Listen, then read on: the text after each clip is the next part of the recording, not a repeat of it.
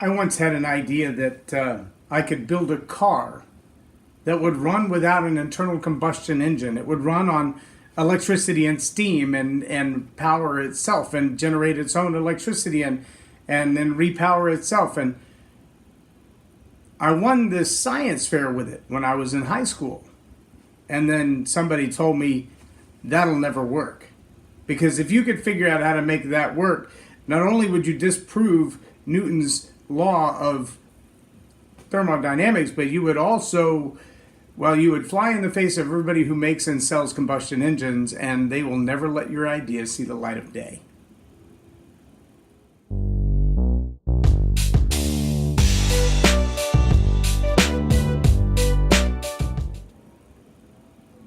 I'm J Loren Norris with Leading Leaders Podcast, and I honestly want to ask, have you ever been in a place where you had an idea, a notion, a whimsical idea, or a serious plan, and someone crushed your idea by telling you it'll never work, or it'll never be accepted, or nobody else is going to like it, or that's going to cut into somebody else's profit, so don't do anything about it?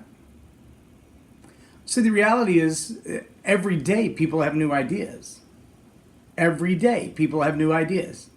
Just this morning I was reading in a LinkedIn article about how the combustion engine has always been the barrier to entry for anybody else who wants to make cars, because it costs so much just to make the machines that make the motors, to make the machines that make the transmissions. In order to get into that business, you have to buy one of these multi-billion-dollar plants to create the motor, or you have to buy somebody else's. And, well, they're not going to sell you the technology if they think there's a chance you're going to be a competitor. They don't want any new competitors. But then came along the electric motor, and for many years people laughed at it and went, yeah, that's cute, it's a hairdryer, it's a golf cart, it's nothing impressive. And then Tesla.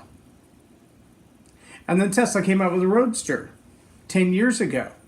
It was pretty impressive and faster than most combustion cars. And then they came out with a sedan that would haul a family and still travel faster than most production cars. And then they came out with an SUV that would do the same thing and haul a family halfway across the country and do it faster than most production cars. And they're not as ridiculously expensive as you might think. In fact, you can buy the base model Tesla for the same price as a Toyota Camry. Think about that for a minute. What happened to the barrier of entry? What happened to all the best ideas end up on the scrap floor? What happened to they're not going to let you do that? Well, Tesla had enough money, time, and ingenuity to keep pressing forward, even though Elon Musk just refused to quit. See, there are other people like Elon Musk in the world. Bill Gates was once told that's not going to happen. There were people who said, nobody wants a computer. You might sell one or two of those. Steve Jobs was told nobody really wants a music machine in their pocket like an iPad or an iPod. Now it's a phone and a device and a computer, and there's more computing technology in most people's phones today than what sent the space shuttle into space the first time around. The reality is your idea has merit. Here's another reality. Ideas grow best in the company of other ideas. Ideas grow best in the company of other ideas. That doesn't matter if you're a writer, a blogger, a chef, a customer service expert, a direct mail expert, a marketing expert. It doesn't matter what kind of expert you are. No matter how good your ideas are, they don't grow in a vacuum.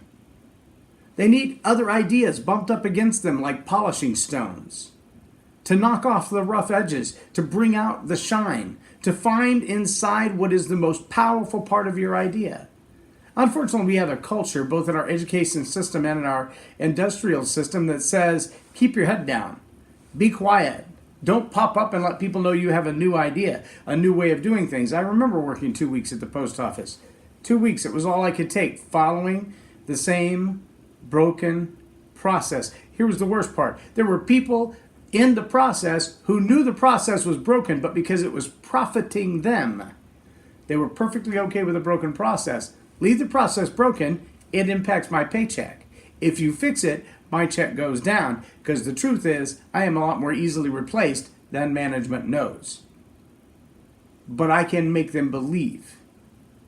See, keeping your head down, not sharing your ideas, not improving the process is a double-edged sword. There are people who benefit at the highest level from the process staying the same and keeping as many people in the worker bee place as possible. Then there are also those worker bees who figured out how to game the system and make just a little more money because they haven't really told the boss everything they know. There's also a place where neither one of those is the best or ideal, and there are entrepreneurial ideas that come along and they completely disrupt the process. They completely shake up the whole system. They cause a demand for something different.